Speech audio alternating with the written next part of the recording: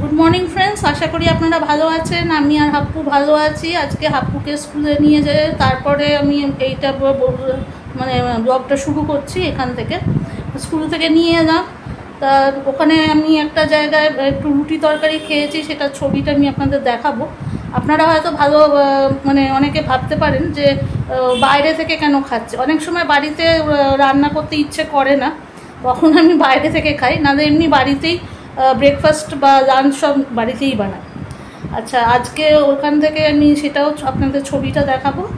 আর যেটা দেখাচ্ছি হচ্ছে আজকে হাপ্পুর স্কুলের সামনে থেকে আমি কিছু সবজি বাজার করেছি, সেটা আপনাদের সঙ্গে শেয়ার করছি। আজকে ফ্রেন্ডস আমার জলখাবারটা হচ্ছে রুটি আর আলু সোয়াবিন। এটা হচ্ছে বাগুইআটি বাস স্ট্যান্ডের এখানে বসে খাওয়া। আর এই দিদি এটা রান্না করেন, এখানে ওনার দোকান আছে, ভালোই বসার জায়গা। তো দেখি আলু সোয়াবিনটা বেশি দামও নয়, 15 টাকা দাম। এই দেখুন কি কি সবজি নিয়েছি। ধনে পাতা আছে, পটল আছে, পাতিলেবু আছে, শিম আছে, এখানে দুটো ফুলকপি নিয়েছি, লাল শাক নিয়েছি অল্প, আর এটা তো পেঁয়াজ কলি আর ক্যাপসিকাম। খুব অল্প টাকার মধ্যেই হয়ে গেছে, 170 টাকা নিয়েছে অল টুগেদার। তা যাই হোক, আজকের মতো এতটাই।